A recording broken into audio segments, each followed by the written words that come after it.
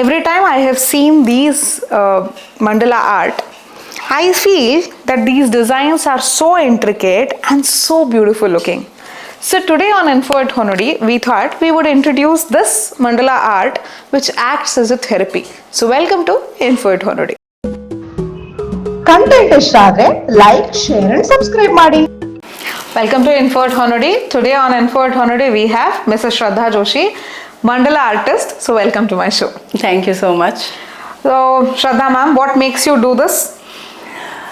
Mandala is my childhood passion. Like Okay. as a child, I loved doing art, and there's a story behind getting into this art. As a child, I had a lot of health issues, and most of the time I was indoors. So this made me to do something to kill my time and divert my mind from my Kill your time. yeah, because most of the time I was indoors. So I started drawing, and this is how I started drawing mandalas also. So gradually I learned this art, and apart from mandalas, I was also doing Zentangles and doodling also. I love doing.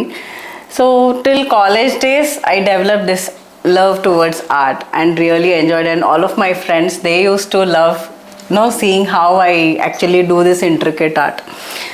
After completing my graduation, I got a job in Bangalore, and that is how my corporate journey started. Okay. So once the corporate journey started, I lost total touch with my mandala art. So the passion which started as killing time thing has ended up with something like this. Yes. And you even spoke about two other art, doodle and Doodling and Zentangles. what are these? How different are they from mandala? Doodling is, there's a pattern of drawing, and you'll fill up a empty space, picking up a theme. Okay. And Zentangle is a creation of art using repetitive patterns. So even mandala talks about repetitive. Yes, repetitive. But mandala has a lot of symmetrical patterns, whereas Zentangle is free hands, and doodling also. That's the basic difference.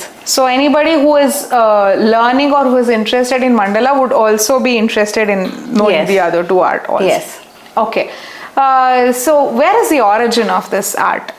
Mandala originated from India, as the word mandala is derived from Sanskrit word mandala, which means circles, and it also has significance in Buddhism. So Okay. Buddhist monks, they practice mandala as their ritual, their tradition.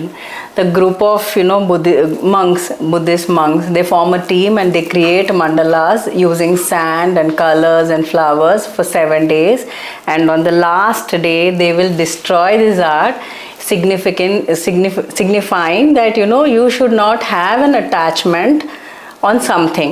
You should be okay to detach yourself, so that you should not have in Hindi we say moha on any one particular thing. So that's the beauty of this art in Buddhism. So I was just when I was reading through mandala art, Buddhism even talks about drawing mandala is knowing yourself. Yes. So the more intricate drawings you do and the more concentration you develop, it is you are looking at your own self, is what it signifies, is what Yes. I understood Yes. reading through these. Because what happens when we are drawing mandalas, the first thing is it draws our attention towards what we are drawing. So it makes us to forget whatever is going on in your mind, whatever maybe tensions or whatever.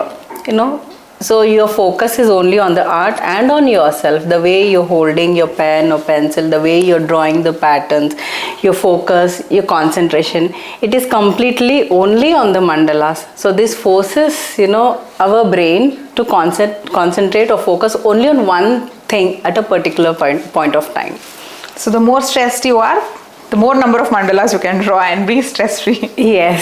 So what age group would prefer drawing mandala art? I would say somebody who's good at because this is a geometrical pattern, so a person has to be they need to have some idea about the geometry, because we have to draw perfect circles and the grid lines have to be perfect. So I think from the age of 9 or 10, a child can start drawing mandalas. So how does it benefit a child at the age of 9? Usually children are very playful, and it is difficult to make them sit at one place and Trust me. make them focus on studies or Yes. Especially studies, I can say. So first thing is, it will calm their mind. Okay. It will make them, focus on what they're drawing. It will also help them in having a good hold over the pen or the pencil. And then the concentration. It will improve the concentration because you're focused to draw very symmetrical patterns and intricate art. So this is a tip for parents also, if you want your child to concentrate more on studies or even find a way out and keeping them engaged in something, so Mandala Art is here for you. Yes. So you even mentioned that this acts as a therapy. So how is Mandala Art a therapy? As I said, there's a small story behind, why I felt personally is a therapy. Because when I was not well, when I was not keeping well during my childhood days, as I started practicing, it made me forget my pain. I was feeling good. The first thing is, it made me feel very good. The moment I started doing it, I felt, this was making me happy. It was, giving me a feel, about, I can do something. I can, divert my mind from pain and focus on doing something good. So the stress level, it came down. So that's why I feel, this is a very good therapy. So people who are, facing a lot of stress in their life, maybe because of work pressure or any other tensions, and if they want to divert their mind, they don't want to, go somewhere and take the therapy, they can just grab a pen and a paper and start doing this. So how long does one need, for Mandala to act as a therapy on their mind? I can say, the moment they start, first thing is they have to learn how to draw the grids and circle and then fill the patterns. 1 or 2 mandala, if they do, they'll gain the confidence that they can do it. And trying one, after meeting her, I personally feel it brings down your stress level. And I usually do it late night. So the whole day's stress or the tension that you have undergone is all gone, when you're on It bed. releases actually, So, yes. Yes. So Mandala does act as a therapy, I am a live example here. So do you have any patterns in mandalas? Because this mandala is different from this and, no, there's no such patterns or something. You're free to draw it any way you like it. how about this dotted mandalas? Yes, that's what. You just have to use your creativity to draw the mandalas. There's no such rule that this is the part. The only thing is, drawing the geometrical grids is very important to maintain the symmetrical patterns of it. Once you're good at it, then you can, have your own creation and your own designs and patterns and fill it up. So other than just using it as an art, where all do you use mandalas? Because religiously, even in certain rituals in Hinduism, we use mandalas for... Yeah, I can give an example of Shri Yantra. Shri Yantra is also based on mandalas. So basically, as I read through some of these articles, the mandalas in Hinduism was brought basically for the yantras, which were drawn. And they had this square thing, again then contained in a circle. Yes. So that's how the mandala evolved.